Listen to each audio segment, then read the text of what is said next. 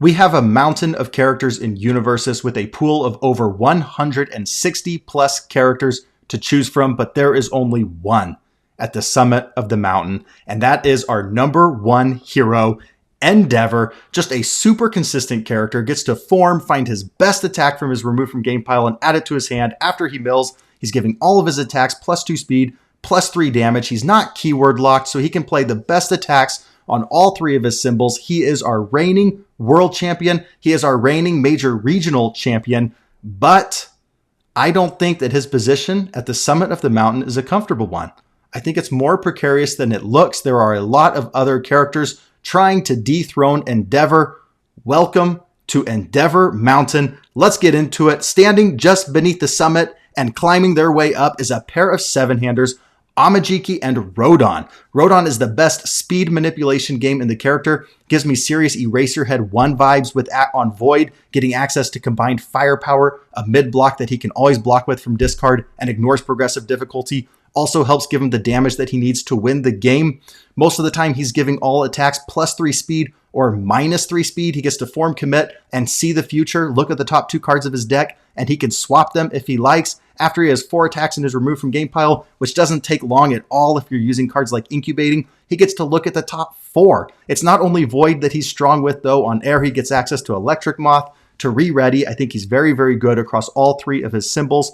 And then we have Amajiki, this very snowball-like character that gets to build up his face momentum, which gives him more and more abilities as the game goes on. You would think that this kind of character takes a while, but Amajiki does not. We have cards like Friend of Animals, Force Quirk Activation, Steaming Sphere's Power. All of these things help Amajiki achieve a critical mass of momentum very, very quickly. He's the best Black Abyss character and absolutely cracked card from Girl Power. Once he gets 3 Black Abyss and momentum, he gets to give +18 over the course of a turn, and that's done in bite-sized pieces, right? 6 times over, he can give +3. That's nuts. That's going to get in the way of a lot of those resets that traditionally could disrupt him. He also gets access to the best finisher in the game, Armor of the Wolf, EX3, Powerful 3, getting a damage every time his rival passes on an enhance. Amajiki gets to play 1,000,000 enhances.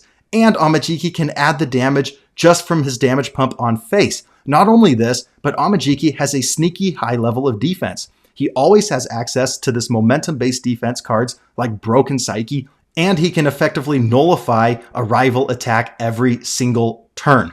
Now, these characters are 7-handers, and so they're going to be a little more susceptible early in the game, and a single misplay is probably just going to doom you. Because of that, while I think these characters have ceilings very similar to Endeavor 3, if not even higher, they also have a higher floor. I think they're going to take very skilled pilots to play with a lot of experience on these characters. Moving down the mountain, we have a trio of Earth characters, Mimic, Overhaul, and Byakko. Mimic has gotten stronger and stronger as better and better assets have entered the game, and Godzilla is giving Mimic a 1 difficulty asset across all 3 of his symbols. Overhaul has been MIA these past several months, but I believe he's a sleeping giant that could be reawoken. I think the life symbol is sneaky strong right now, and Overhaul is probably the best life symbol character. And then we have Byakko, who gets to flip your entire stage. He's this huge health size with 38 health. If he finds his 5 difficulty foundation, all of his attacks are getting +5 damage, and Girl Power gives him ways to find that 5 difficulty foundation very, very reliably with cards like Canister Creation Strike or Net Launcher. Up next, to round out my top 10 characters in Universus, I have what I call the mini tier. We have 4 characters that are all slightly overshadowed by our top 3 characters. For example, Jin to me is basically Baby Rodon. He's also a very good speed manipulation character, but I think I prefer Rodon by just a little bit. Bionic is very similar to Endeavor 3. He's giving +2/+2. He's this backswingy character that gets to choose his spots better than Endeavor 3, but that form once per game really gives Endeavor 3 the advantage on consistency. Mirio and Toga 3 are very similar to Amajiki, where they're based around momentum. Mirio is a very good Armor of the Wolf character. Toga is one of the best Black Abyss characters, but Amajiki just gets to play both. So we have Baby Rodon, Baby Endeavor, and then Baby Amajiki. So let's say Luke and Leia, and Amajiki is like Anakin Skywalker. Coming up, we have what I call the cringe tier, and this is going to round out my top 15 characters in Universus. I think it's a little unfair to Godzilla to lump him in with the cringe characters, so maybe we'll call this the pink background tier. But we have characters that are just, I hate playing against them. Shigaraki makes checks super, super difficult, and he got a lot better with cards like Fighting for Control and Gigantification Swing. Elder gets to take your speed to 0 and just keep swapping your speed and damage. He feels impossible to kill once he gets a solid stage set up. Recovery Girl is this solid damage reduction character. Lightning Rod has been really, really fun in this character to build 2, and then you can blow those up for throw, or just to deflect 4 and then get a momentum. Mina Ashido 2 is probably the best turn 2 character in the game right now, the most high rolly type character. If she finds her 2 check and a trace size, it's over. Good night. You have lost the game. She drew the good ones. And then we have Godzilla, 6 hand size, 34 health, giving all attacks 5 difficulty or higher, 3 damage. And he brings with him this whole new strategy in Universus of 5 difficulty attacks. We've traditionally seen that stringing out 4 difficulty attacks is the best strategy, but now we have all these 5 difficulty attacks that are like fake 5 diffs, right? Smashing Stomp gives your next check +1. Walk the Dog is an 8 diff that can play like a 4 diff. Black Abyss can give your next check +1. Cards like City Rampage can make all your 5 diff attacks feel like 4 difficulty attacks. Godzilla also gets a board wipe mechanic that no other character has access to, and he can spend his momentum for +2 for his check to play an attack or to play a block. The only downside to this, though, is that everybody in St. Louis is going to be packing momentum hate for Amajiki, Mirio, and Toga 3, and because of that, Godzilla is probably going to take some strays. Moving on down the mountain, we have my next 6 characters: Hawks, Kurama, Ochako 4, Wolfwood, Woman, and Younger. And this is really going to round out the characters that I truly believe could win the event. I would not be shocked if any of these 21 characters actually won in St. Louis. Moving on past this tier, I would be floored if a character won. I wouldn't necessarily be floored if they top cut, but I would be floored if they won the entire event. Hawks is just a super consistent character with his feathers, and he's gotten some support and girl power like Double Jumbo Fist to make his feathers punch even harder. Kurama has gotten Super Grape Rush on the water symbol. I think it's the kill condition he finally needed. Gets to clog his rival's card pool, and then gets to just delete an attack on defense. Ochako 4 and Wolfwood are like locals champions, in my opinion. These are characters you take to your locals and you just absolutely dominate. But then at a major competitive event like the St. Louis Major Regional, they might struggle just a little bit. Ochako 4 is going to struggle because she's basically locked into high attacks. Very, very easy to plan for your defense. But she gets to give 3 speed or 3 damage selectively, ready something if she deals damage, unflip something in her stage. There's a lot going on for Ochako 4. Wolfwood is giving everything 3 damage, probably the best Twisting Azure Inferno in the game at the moment. But again, he does depend on momentum to become an 8-hander and heal, and momentum-based characters might be a little weak in St. Louis because everybody is ready for Amajiki.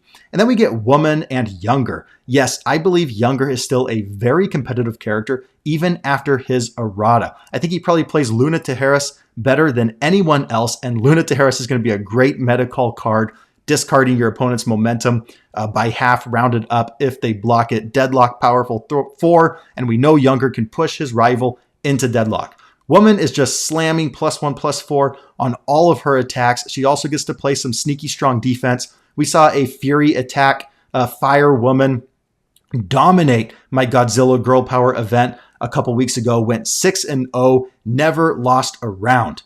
Okay, moving on to my next tier. As I said, these are the 21 characters that I think could actually win a major regional. Moving on, I think we have about 30 to 40 characters that feel very, very similar in terms of power level. So I'm just going to choose the 7 that I think are the best. I call this the rogue character tier, and the 7 that I pick are going to be the ones that I think have the best chance at seeing a lot of representation.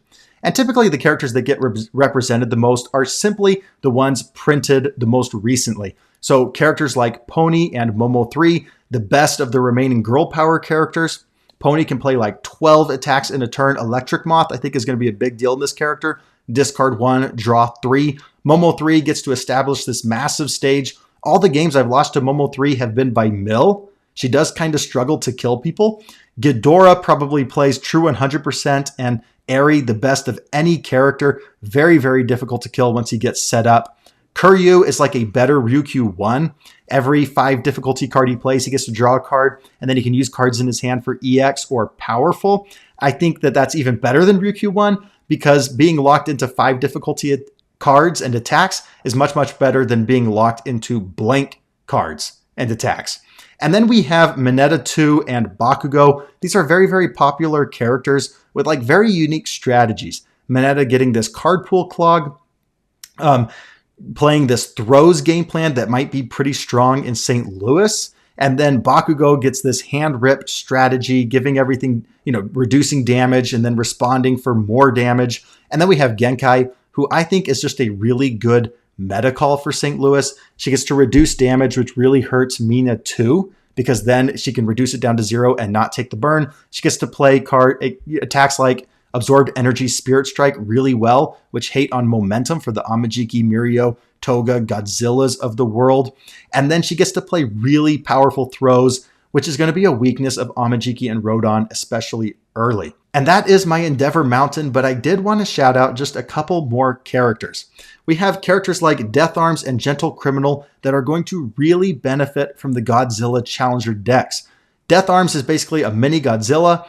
Every attack with a printed difficulty of 5 or more gets +1 speed and +2 damage. That's equal to Godzilla giving +3 damage.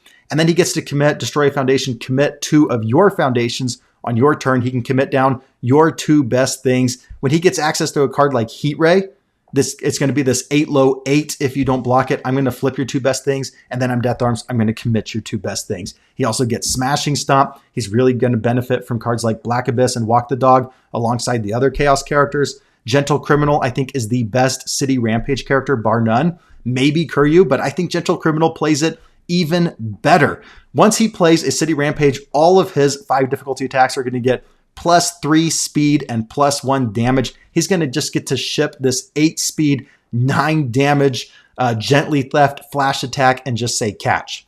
And then I think we have the best of the rest girl power characters, the most recent booster set, so they could see some quality representation. Kendo, Shrooms, Mirko 2. Wouldn't be surprised to see them out in droves, so you should be at least prepared for them.